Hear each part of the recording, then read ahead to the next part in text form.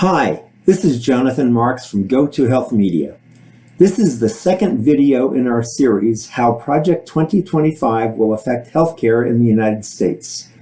Project 2025 is the Presidential Transition Project, the Conservative Promise, compiled by the Heritage Foundation, a conservative think tank. It's an overall plan that will guide a Republican president if elected in 2024. The project is a 920-page document you can download online. Our video series is based on provable facts to help you make your best choice in the November 2024 elections. In future videos, we'll be covering the following topics of the effects of Project 2025 on healthcare: impact on the Affordable Care Act, impact on private insurance, impact on Medicaid, impact on pregnancy coverage and abortion care, impact on public health programs, impact on rural health care, impact on the healthcare system itself. In this video, we highlight three topics: the major differences in disease and mortality rates in red states versus blue states, household incomes, Medicaid coverages, and state budgets in red states versus blue states, which affect healthcare coverage, and how economic and lifestyle differences affect health outcomes in red states versus blue states. Why are we covering these topics? Because the effects of Project 2025 will differ based upon where you live, and we want to share those differences. So let's first take a look at the prevalence of selected chronic diseases in selected states to see how red states and blue states differ. In this chart, you'll see disease rates in sample red states, Mississippi, West Virginia, and Alabama, versus sample blue states in California, New York, and Massachusetts. In the red states, diabetes rates are 13 to 15% of the population, whereas in blue states they are close to 10%. That's 4% higher in red states. Heart disease correspondingly is about 3% higher in red states. Obesity is almost 12% higher in the red states, quite a difference, and quite significant, as obesity leads to many other chronic healthcare problems. Finally, cancer rates are about the same. These statistics matter because the health system in each state has responsibilities for helping people with treatments for these diseases. So let's look next at the financial capabilities of red states versus blue states in managing healthcare costs. In this next chart, selected tax revenues, incomes, and health costs per person, we take a look at 5 red states and 5 blue states. You'll see 6 columns. The first column is the selected states. The second column is the state tax revenues. The third column is state population. The fourth column is state tax revenues per person.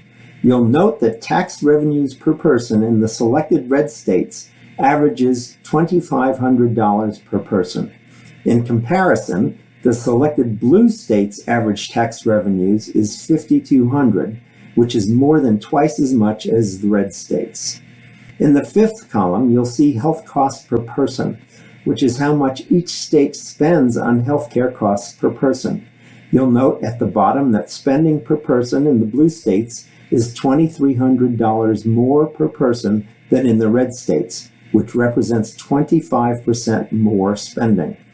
That's not a surprise when we see that tax revenues are 100% higher in the blue states than the red states. Finally, in the sixth column on the right, you'll see median household incomes by state. You'll see immediately that the red states average $64,000 compared with the blue states that average $82,000. That's an $18,000 difference and can have huge implications for the ability to pay uncovered medical costs. This difference also explains the lower tax revenues in red states as well.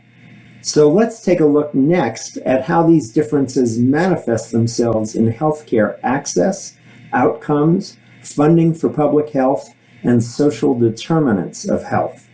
You'll see in this next chart that in terms of healthcare access, red states have not instituted Medicaid expansion as much as blue states have. In the Affordable Care Act, it was originally required that states provide Medicaid not only to households at the federal poverty level of $30,000 for a family of 4, but also to households earning up to $41,400. The Supreme Court ruled that this Medicaid expansion could be voluntary, not mandated at the state level. As of 2024, approximately 50% of red states have adopted the Medicaid expansion, in comparison with almost 100% of blue states having done so. This means higher uninsured rates and less access to preventive and routine care in red states.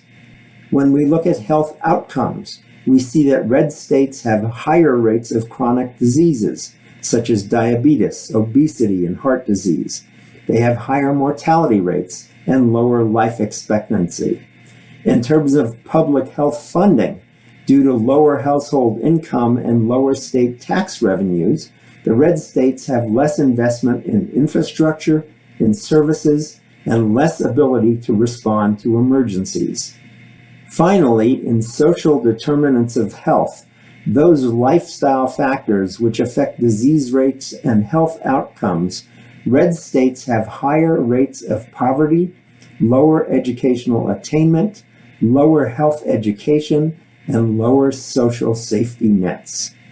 In conclusion, we can see from this brief analysis that prior to the implementation of Project 2025, red states already suffer from higher poverty, lower social safety nets, lower health care coverage, and lower health education, and higher rates of disease and mortality. We will see in future videos that the effects of Project 2025 on healthcare coverage will exacerbate this situation even more. Thank you so much for listening. Please subscribe to and share the videos on our channel.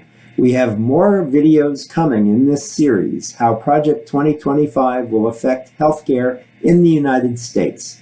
Our goal is to share evidence-based information with the public provided by health experts so that you can elevate your life. This is Jonathan Marks with Go to Health Media.